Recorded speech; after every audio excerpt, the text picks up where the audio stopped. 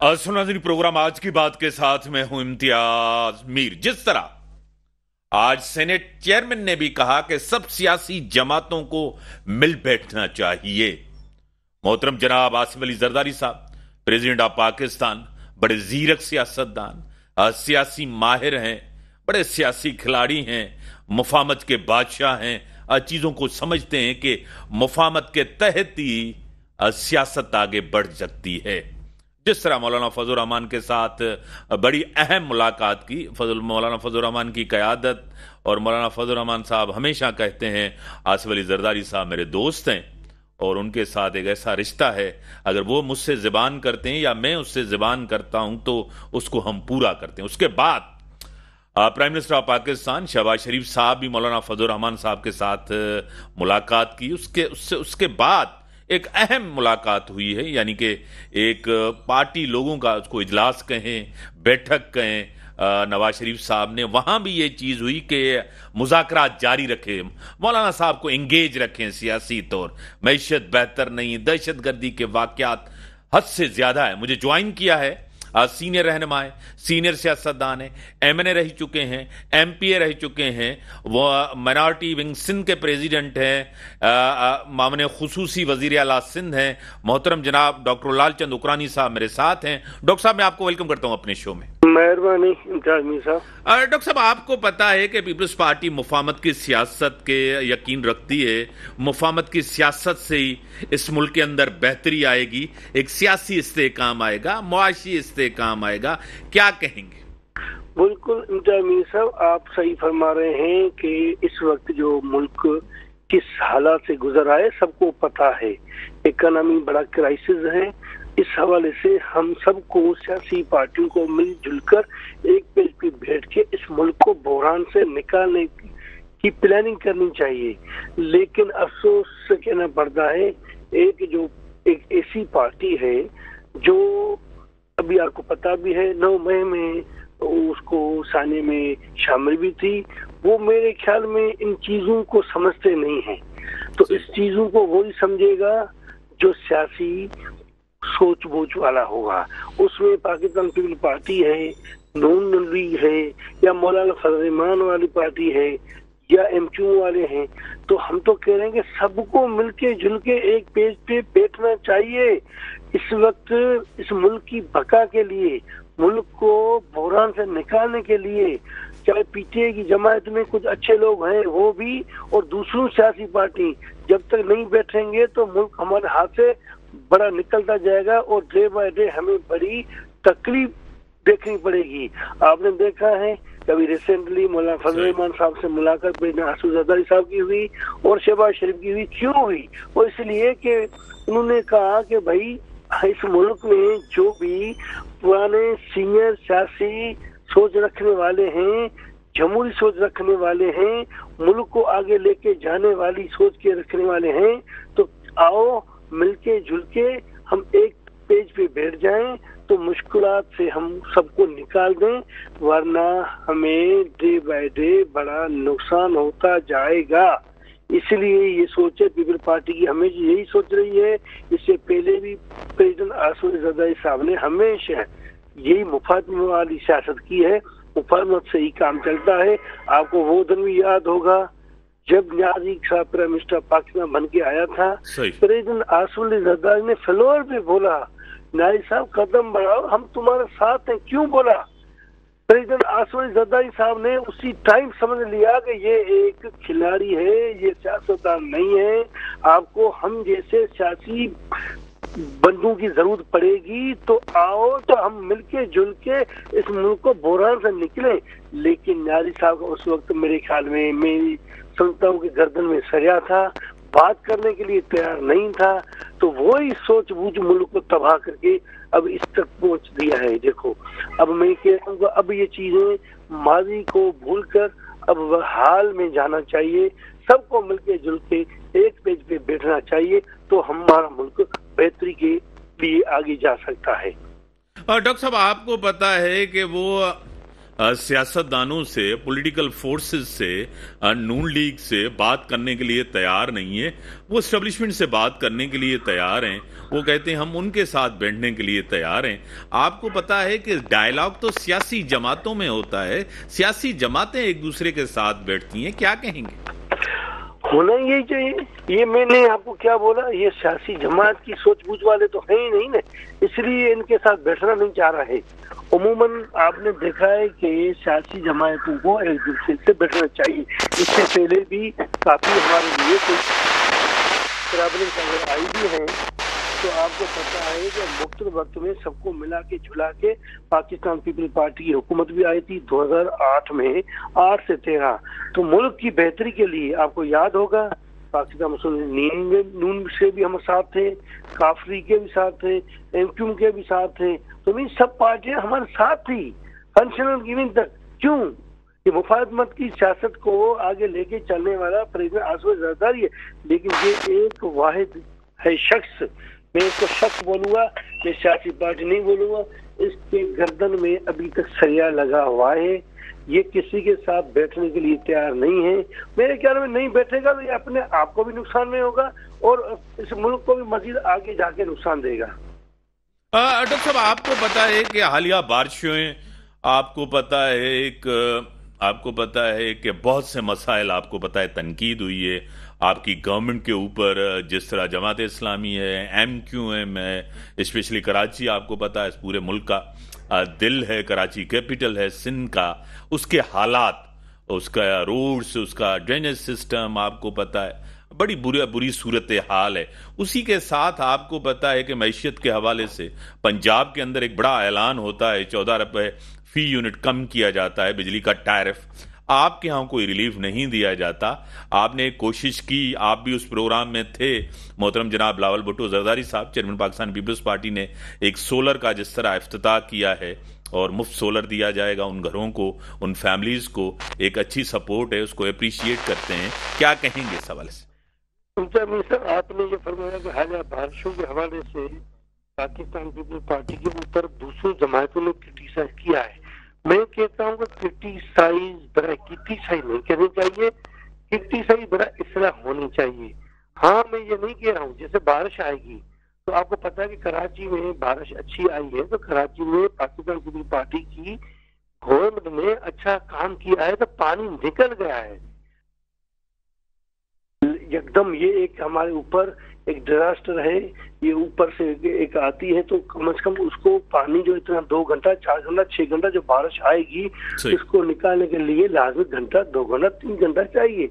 होता ये है बारिश आई, पानी खड़ा हो गया, तो इधर जो अपोजिशन वाली पार्टी है या पीपल पार्टी से नहीं बनी है या मुखालफत करने वाली है या किट्टी से करने वाली, वो फोटो लेके जाके जल्दी है, देखो पानी इधर खड़ा है, पानी इधर खड़ा है। हाँ, मैं ये नहीं कह रहा हूँ कि 100% काम अच्छा हुआ होगा, किन जगहों पे पानी खड़ा हुआ है, किन जगहों पे खड़ा होगा, लेकिन उसको भी कोशिश करती है सिंध गवर्नमेंट निकालने के लिए, बड़ी कोशिश कर रही है। मेरे ख्याल में ओवरऑल सिंध में फिर भी बेहतर पोजीशन है, सवाए कुछ 2-3 डिस्ट्रिक्ट में जिसमें ज्यादा बारिश आई है, तो उसमें भी हमारी एफर्ट्स अच्छी हैं। बाकी रही बात दूसरी, रिलीफ देने के लिए, तो वक्त को पाकिस्तान पीपल पार्टी भी कोई इस तरीके से रिलीफ देना शुरू किया है। आपको पता है कि अभी सोलर सिस्टम जो दिया है गरीब लोगों के लिए, जिसमें सिर्फ 7,000 की जिसकी कास्ट है 50,000, ये गरीबों को सोलर सिस्टम मिलेगा।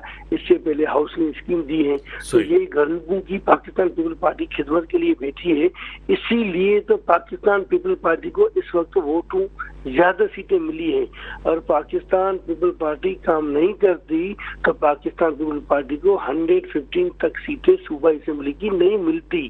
लेकिन बाकी अपोजिशन वाले वो अपनी क्रिटिसाइज करते रहेंगे।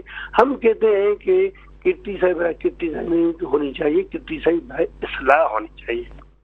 और डॉक्टर साहब, आपने सही कहा कि पीपल्स पार्टी को बार बार इक़्तिदार मिला है, पीपल्स पार्टी के ऊपर लोग एतमाद करते हैं, और कराची का मेयर, हैदराबाद के अंदर उनके पास पहली दफा तारीख में इतना बड़ा मैंडेट मिला है। डॉक्टर साहब, उसी के साथ आपको पता है दूसरी सियासी जमातें आपकी मुखालिफिन तनकीद जरूर करेंगे कि बड़ा टाइम हुआ है, 16 साल हो गए आपकी यहाँ हुकूमत है, आपके ऊपर ठीक है, मैं समझता हूँ कि मईशत बेहतर नहीं है, उतने पैसे वफाक से नहीं मिल रहे जितना आप चाहते हैं, उस तरह वफाक आपको सपोर्ट नहीं कर रहा क्योंकि पीपल्स पार्टी को हमेशा यहाँ इक़्तिदार मिला है, वफाक की तरफ से सिंध को नज़रअंदाज किया जाता है, और हेल्थ के अंदर पीपल्स पार्टी ने बड़ा जबरदस्त काम किया है। क्या कहेंगे डॉक्टर साहब? देखो, यही चीजें हैं तो मैंने आपको बताया कि बेहतर की तरफ नहीं होते तो हमको इतनी सीटें नहीं मिलती। मुझे याद है सूबाई असेंबली का लास्ट इजलास था, इस इलेक्शन से पहले फंक्शन वाले पीटीए वाले शोर शराबा करते थे कि ये पाकिस्तान पीपल्स पार्टी वाले इलेक्शन में जाएंगे नहीं, और सीटें अभी 99 हैं तो अभी ये 60-50 सीटें नहीं उठाएंगे। लेकिन अभी साबित कर दिया है पाकिस्तान की आवाम, सदर की आवाम ने पीपल पार्टी को 115-16 सूबाई सीटें दी है। ये साबित हुआ है कि पाकिस्तान पीपल पार्टी ने काम किया है। अगर काम पीपल पार्टी नहीं करती तो कभी भी आवाम वोट देती नहीं। हाँ, मैं ये नहीं कह रहा हूँ जिस तरीके से मुल्क है, हम ये नहीं दावा कर रहे हैं जैसे यूरोपियन का माहौल है, स्ट्रक्चर उधर बना हुआ है, लंदन का स्ट्रक्चर है, इस टाइप की चीजें नहीं है। हमारा मुल्क है, उसके मुताबिक कोशिश कर रहे हैं। हाँ, लोगों की एक बात है, कंटिन्यू 3 टेन्यूर, चौथा टेन्यूर हमारा चल रहे हैं, तो लोगों को ये जो मुखालिफ लोग हैं उनको ये है कि हम डे बाय डे पीछे जा रहे हैं, people's party day by day आगे जा रही है, ये उनको एक तकलीफ हो रही है।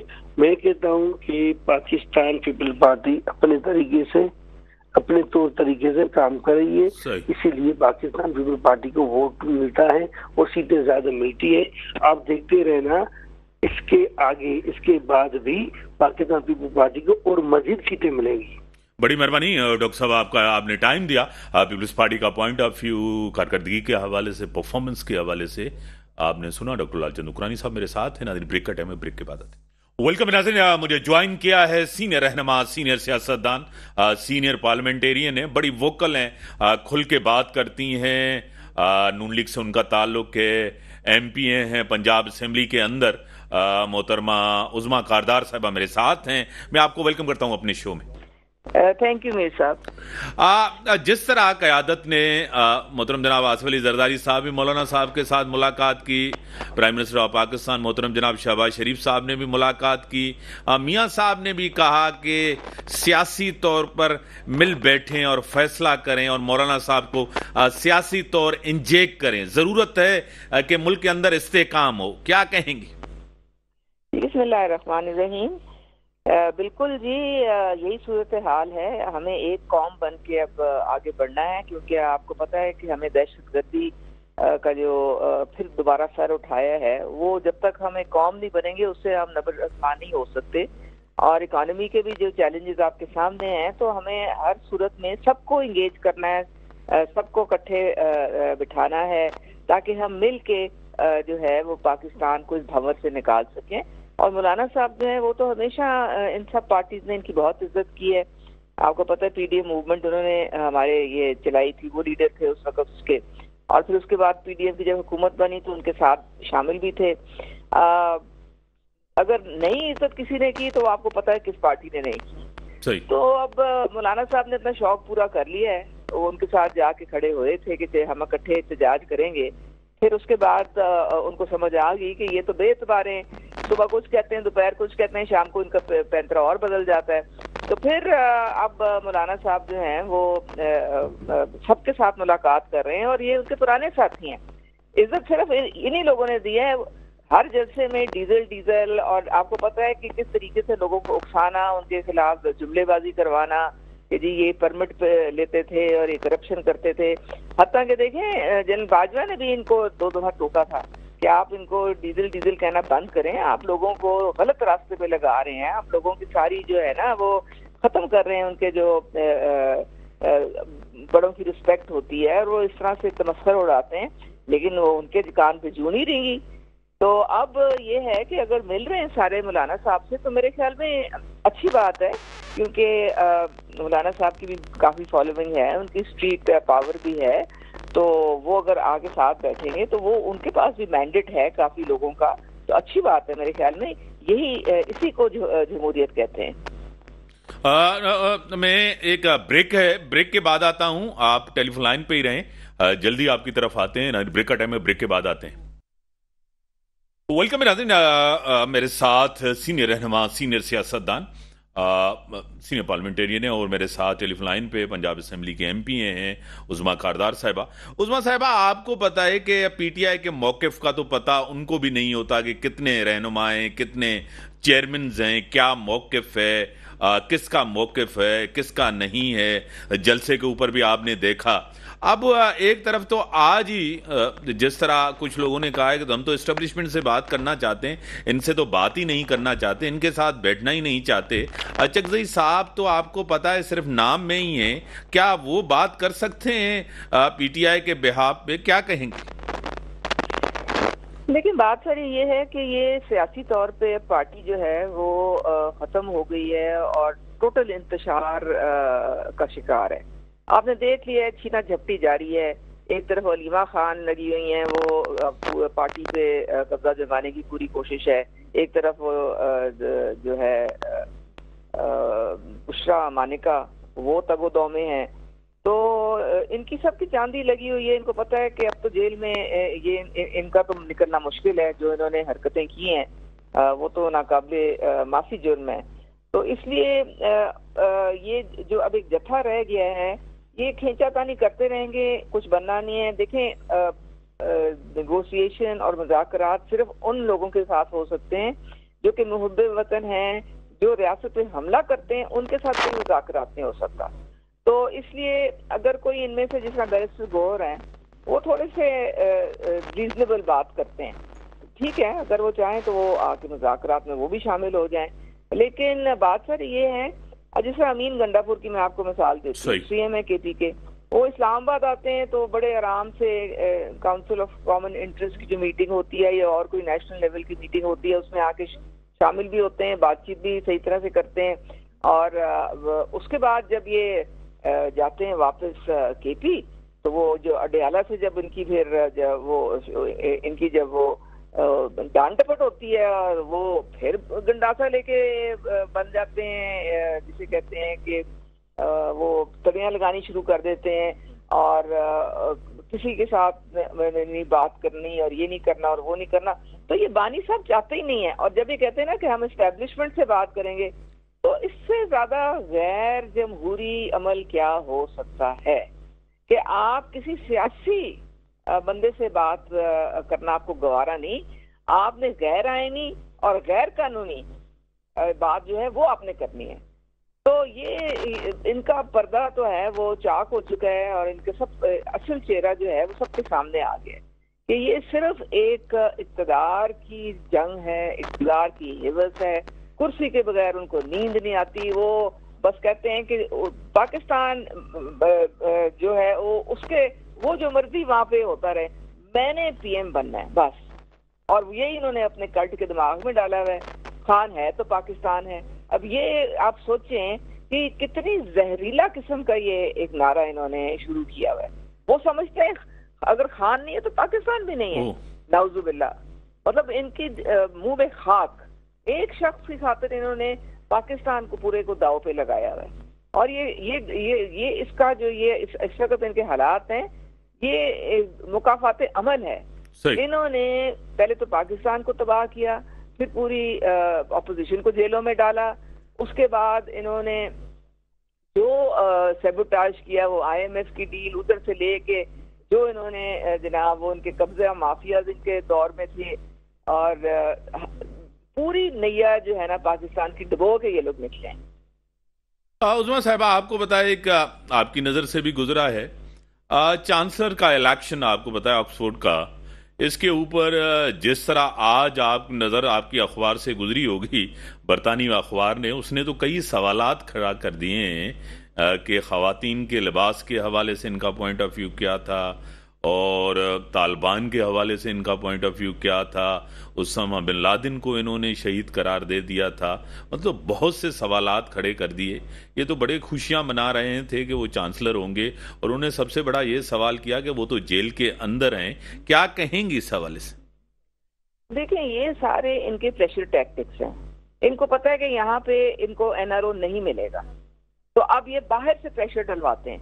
पहले इन्होंने कांग्रेस से में रेजोल्यूशन से दिलवाने की कोशिश की, फिर यूएन में वर्किंग ग्रुप से दिलवाने की कोशिश की, फिर आईएमएफ के बाहर दफ्तर के एहतजाज किया। तो इससे कुछ नहीं होना। अब ये चांसलर बनने का जो ड्रामा कर रहे हैं, ये आप सोचें, ये ब्रैडफोर्ड जो है ना यूनिवर्सिटी में, उनकी यूनिवर्सिटी, वहां के भी चांसलर बने थे, और इनको तनख्वाह का लालच था। बस ये तनख्वाह लेते हैं, पता नहीं कितने हजारों पाउंड इनकी तनख्वाह होती है। एक इवेंट उन्होंने उस ब्रैडफोर्ड यूनिवर्सिटी का नहीं अटेंड किया जब ये बने थे काफी साल पहले, तो उन्होंने इनको निकाल दिया था। फिर उन्होंने कहा था जी आपने जब आना ही नहीं तो फिर आप खाली तनख्वाहें लेने के लिए आप बने। तो अभी भी ये इन्होंने दिहाड़ी लगानी है, ये दिहाड़ी लगाने के लिए वहां पे पहुंचे हुए हैं। लेकिन जो इनके ख्यालात हैं, जो इनकी बातें, वो अगर ऑक्सफोर्ड यूनिवर्सिटी जो है वो उस पर क्वेश्चन मार्क आ जाएगा अगर उन्होंने इसको कंसिडर किया। तो ये नहीं होना, ये सिर्फ इनकी ड्रामेबाजी है। पैसे लगाते हैं, ये पैसे लगाते हैं। ये गोल्डस्मिथ बैठा हुआ पीछे, जूइश कनेक्शन पीछे चल रहा है सारा। आपको पता है कि कुछ दिन पहले, आपको पता है, ये कोई पहला वाकया नहीं था। रियासत की तरफ से बड़ा जबरदस्त ऑपरेशन हो रहा है, इंटेलिजेंस बेस्ड ऑपरेशन हो रहा है। आपको पता है अफवाज पाकिस्तान ने दहशतगर्दों का जो सफाया पहले भी किया है। जिस तरह बलूचिस्तान के अंदर, केपीके के अंदर जो हालिया वाकयात हुए, बड़े अफसोसनाक, दर्दनाक वाकयात हुए, क्या कहेंगे इसके ऊपर? जी, इस वक्त पाकिस्तान जो है वो बहुत सारे बैरूनी और अंदरूनी दुश्मन हैं जो कि मंडला रहे हैं हमारे ऊपर। ये इनकी मिली भगत है। इसमें सारे ये जो है, आपको पता है, एक हमारे हिंदुस्तान के जो और जो अफगानिस्तान में जितनी भी ये हमारे खिलाफ वारदातें होती हैं, सारी वहीं से आती हैं। वहीं से ये अंदर हमारे आते हैं, जो असला सारा आता है। तो ये एक बहुत बड़ी साजिश है पाकिस्तान के खिलाफ। इसको हमने हर हालत में इसको खत्म, क्रश करना है। जो अंदरूनी सहूलतकार हैं उनको भी खत्म करना है, और जो बैरूनी हैं उनका भी कला कमा करना है। और इसमें सारे जितने हमारे इर्द गिर्द के ममालिक हैं, वो उन सब से ये टेररिज्म जो है हमारे मुल्क में जानबूझ के फैलाया जा रहा है। ये चाहते हैं कि पाकिस्तान जो है वो बिल्कुल उसके हिस्से बखरे हो जाएं। इनको एक आंख नहीं भाता कि एक न्यूक्लियर पावर है, the only nuclear power in the Muslim world. एक आंख नहीं, इनको कांटे की तरह खटकता है ये, और हर वक्त उसको ये रिच बनाने की कोशिश और कमजोर करने की कोशिश करते हैं। लेकिन अल्हम्दुलिल्लाह पाकिस्तान जो है वो अल्लाह ताला ने कायम रखने के लिए बनाया है, और हमारी जो अदारे हैं, हमारी जो अफवाज हैं, वो दुनिया की बेहतरीन अफवाज में से हैं। हमारी इंटेलिजेंस एजेंसी बेहतरीन है। वो इनके तमाम अज़ाइम जो हैं वो उनका बिल्कुल खात्मा करके तो वो दम लेंगे, और ये अज़म कर लिया उन्होंने। हमने बहैसियत कौम उनके पीछे खड़ा होना है और उनको मजबूत करना है। बड़ी मेहरबानी उज़मा कारदार साहबा, उनका पॉइंट ऑफ व्यू आ गया दहशतगर्दों के हवाले से, इकॉनमी के हवाले से, और मुफाहमत की सियासत बड़ी अहम ज़रूरत है। पॉलिटिकल फोर्सेस बैठ के बात करते हैं, जो हालात हैं वो बेहतर नहीं है। इकॉनमी के जो सूरत हाल है आपके सामने, सियासी रहनुमाओं के ऊपर, हुक्मरानों के ऊपर बड़ी जिम्मेदारी होती है कि ऐसे फैसले करें, ऐसी सियासत करें जो रियासत को फ़ायदा, मुल्क के लिए बेहतर हो। नाज़रीन, ब्रेक का टाइम है, ब्रेक के बाद आते हैं। वेलकम नाज़रीन, मुझे जिसने ज्वाइन किया है उसके साथ एक पुराना सियासी ताल्लुक, वास्ता फैमिली जैसा ही रहा है शुरू से, यानी कि आज भी पीटीआई के अंदर हैं। ये जो नजरियाती लोग हैं, बुनियादी लोग हैं, सीनियर रहनुमा हैं, सीनियर सियासतदान हैं, एमएनए हैं, और पार्लिमानी सेक्रेटरी भी रह चुकी हैं। बड़ी वोकल हैं, खुल के बात करती हैं। साबका एमएनए हैं गज़ला सैफी साहबा मेरे साथ हैं। मैं आपको वेलकम करता हूं अपने शो में। बहुत शुक्रिया इम्तियाज। अगर सैफी साहबा, आपको पता है कि मईशत आपको आपके सामने है, दहशतगर्दी के वाकयात आपके सामने हैं, हुकूमत कोशिश कर रही है कि एक मुज़ाकरात हुए, उन्होंने राब्ते बढ़ाएं अचकजई साहब के साथ कि पीटीआई को भी इंगेज किया जाए इस मुज़ाकरात में, क्या कहेंगी?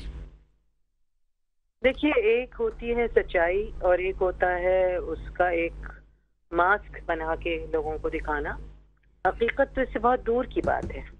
जो एक बड़ा लीडर है जो कि इस वक्त बंद है और उसे कैद किया गया है बिला वजह के झूठे केसेस बनाकर, जिसपे बारहा सुप्रीम कोर्ट से वर्डिक्ट आता है कि उसको रिलीज किया जाए, उसके बाद एक और कोई झूठा केस उस पर डाल दिया जाता है। 22 करोड़ अवाम का रिप्रेजेंटेटिव है और उसको टेबल पे अगर बिठाना है तो आज़ाद करना होगा। क्योंकि जब ये मामला जो है ना, जब आप छोटी छोटी जब कलिशें सड़कों पे देख रहे हैं होती भी, छोटे छोटे मामला के अंदर लोग भड़क रहे हैं, लोग बहुत ज्यादा फट रहे हैं अपने जज्बात में, जिनमें जो वाकयात हैं उनकी इतनी बड़ी अहमियत भी नहीं होती।